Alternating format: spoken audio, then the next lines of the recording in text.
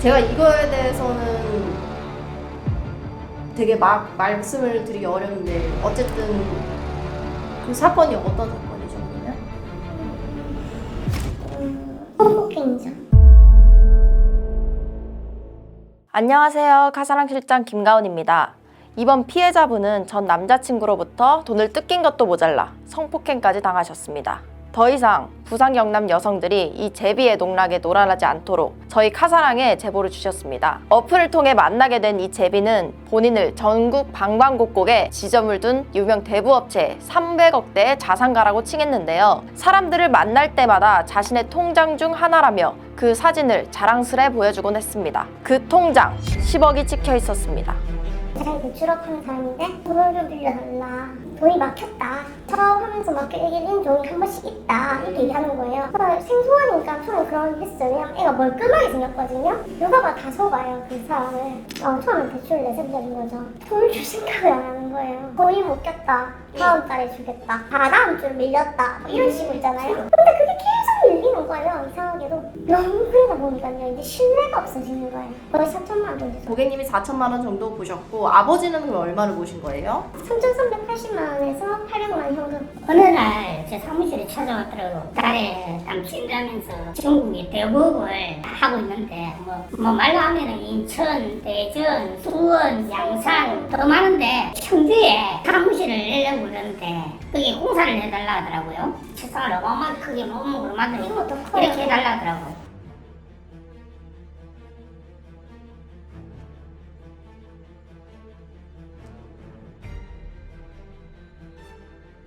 만들고 그럼 언제 가져갈 거냐 이러니까 언제 올라갈 거냐 공사하러 가니까 다음 주 금요일 대기를 시켜놓고 자세 다 준비해놔놓고 근데 다음 주 금요일 되면 또 다음 주예요. 또 다음 주.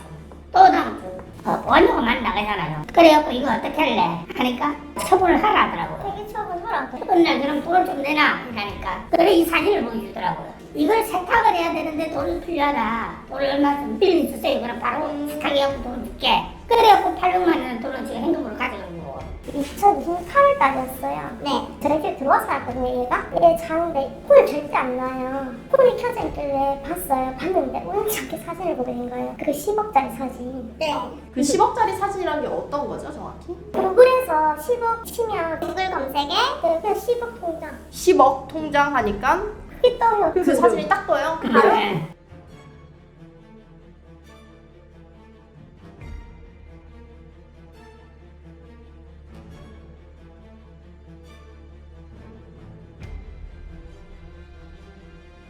그냥 너무 놀란 거예요. 제가 그걸 캡처했고 그리고 큰형님이라고 얘기했었거든요. 항상 대출업계에서 큰형님이 돈을 준다 이렇게 얘기했기 때문에 큰형님에 대해서 너무 궁금한 거예요. 근데 캡처 내용에 사진을 들어보는데 큰형님이 알고 봤더니 본인 아빠인 거예요.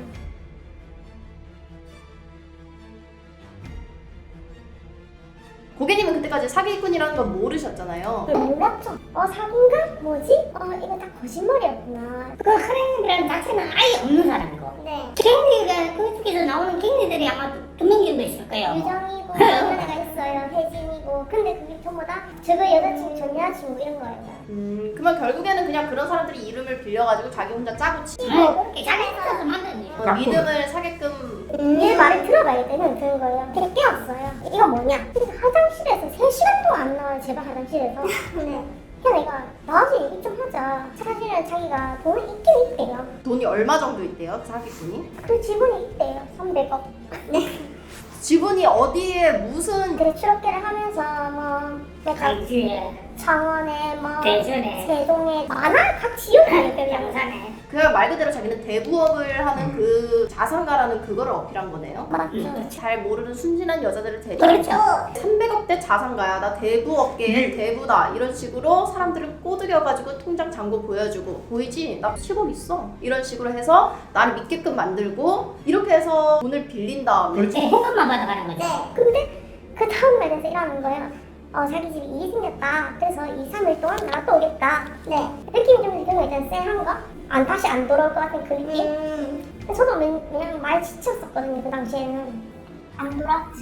이미 다 털어먹었는데 걸렸구나 싶으니 이 사기꾼 제비새끼 바로 잠적해버렸습니다. 그러다 느닷없이 한 달 뒤 갑자기 피해자 앞에 나타나서는 지금 묵고 있는 숙소에 본인 현금이 있으니 돌려받고 싶으면 따라오라며 피해자를 유인합니다. 피해자는 의심이 들긴 했지만 혹시 조금이라도 돌려받을 수 있지 않을까 하는 기대감에 따라가고 말았습니다. 그리고 그곳엔 더 이상 단순한 제비끼가 아니라 성폭행범이 있었습니다. 9월 10일이거든요, 정확하게. 피할 수밖에 없는 날짜거든요. 네. 근데 그분이 이제 돈이 자기 숙소에 있다고 하면서 다들 따라오라는 거예요. 거기에 대해서 이제 사건이 터졌죠. 그 사건이 어떤 사건이죠, 그러면? 성폭행이죠. 제가 이거에 대해서는 되게 막 말씀을 드리기 어려운데 어쨌든 전 자기 돈 없대요. 그러면 갖고 놀려고 하면 그게 안 되잖아요. 그래서 제가 그냥 간다고 했죠. 제 물건을 숨기기로 했죠. 그렇게 했죠. 좀.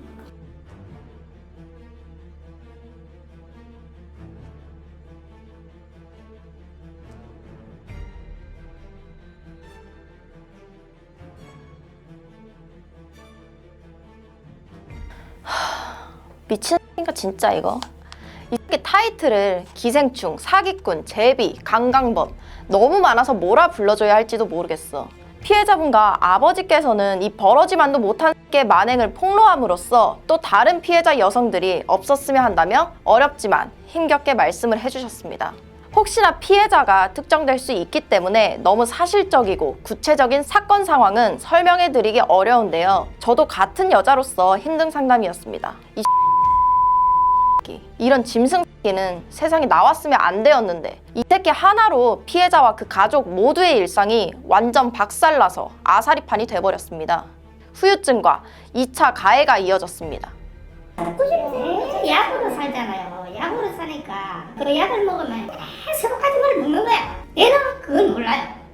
그 약 기운에 먹으니까. 아, 약을 먹으면 아무것도 이제 기억이 안 나는 그런 상태. 잠나자고 내 먹는 거예요. 그래갖고 그 이터널 돼서 다 어떻게 써요?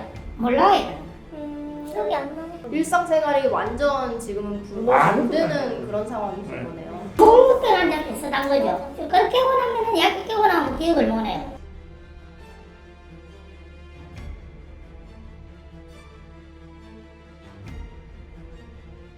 뭐 아버지도 심정이 되게 근데 내까지 그러면은 우리 딸도 힘들잖아요. 나도 왜 그런 생각이 안 들겠어요. 그냥 막 나는 살만큼 살았으니까 그냥 확 가라 부끄럽고 싶은 마음에 굴뚝 같죠. 응? 솔직한 이야기로. 근데 차마 딸 때문에 내가 원하는 거지. 저도 진짜 한 2년 넘게 진짜 울면서 살았어요. 울면서. 그럼 아버지는 따님이 이런 일을 겪었다는 걸 나중에 아셨을 거 아니에요? 따님의 말로. 자, 뒤에 사건은 나중에 얘기를 했죠. 자, 이것도 묻어 달라 했는데 얘가 한마디도 진실을 들이치는 게 없어. 네. 그래갖고 딸이 아빠 그럼 결정적으로 아빠가 얘기만 얘기를 할게요. 아빠한테 얘기 못할 게 뭐 있노 해라. 그래 얘기를 들었어. 그럼 고발해라. 그래갖고 그날 이제 금명경찰서에서 대대신문을 하는데 경찰관도 부모 입장이니까 내가 화를 내는 걸 이해를 하면서 나보고 좀 나가 있어라 하더라고. 자기 그런 적이 없대요. 제가 늘 구경했대, 사업폭력. 어떻게 여자를 늘 사업폭력 구경을 할 수가 있어요? 사후피임약은 의사 처방으로 가능한 거 아닌가요? 이제 와서 한 말은 뭐 경도 사피약? 네. 그 약을 먹었다대요, 제가. 그게 무슨 말이야? 그게 뭔지 모른다. 그게 뭐죠? 이러니까 뭐 그런 게 있다 이렇게 얘기하는데 아시냐고 이러니까 내가 모른다. 근데 오늘 오면서 얘기해서 전화를 받았어요.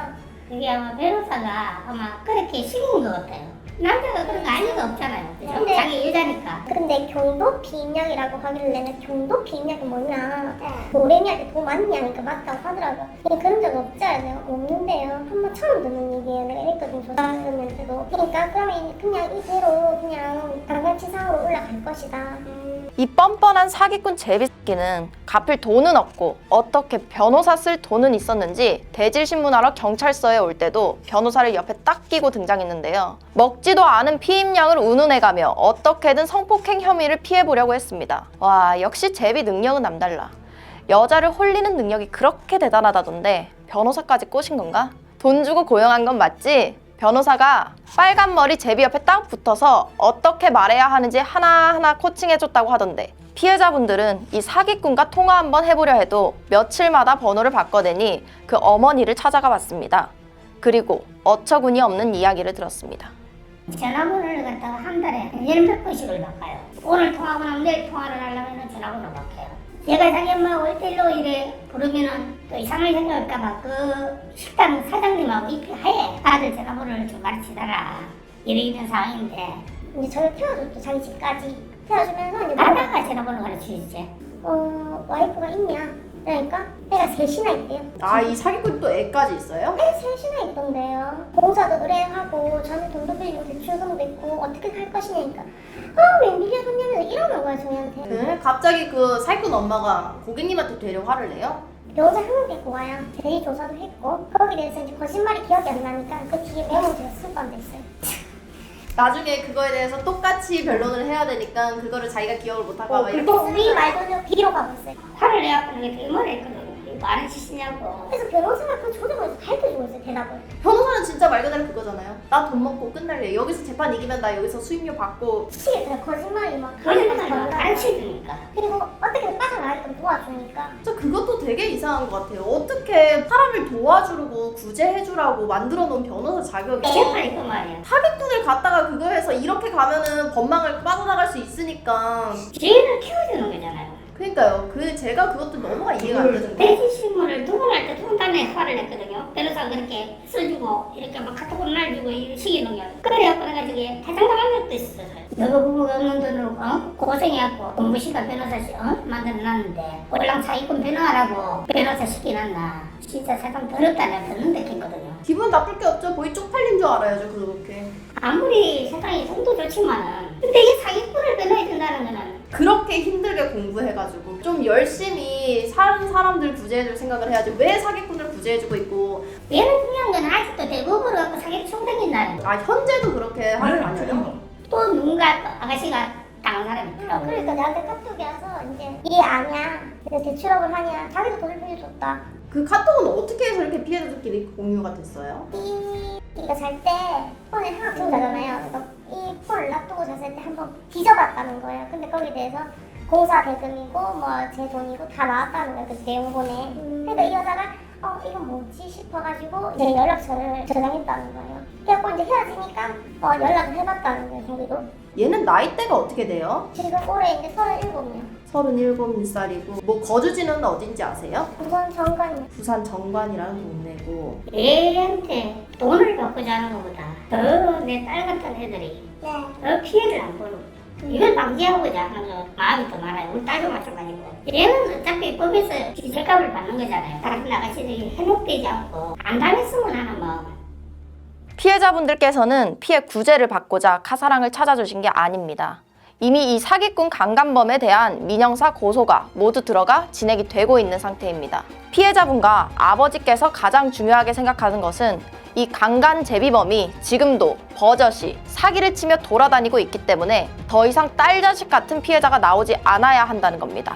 부산 경남 37살 빨간 머리 자칭 300억대 자산가 그리고 10억 통장 바로 이 새끼입니다.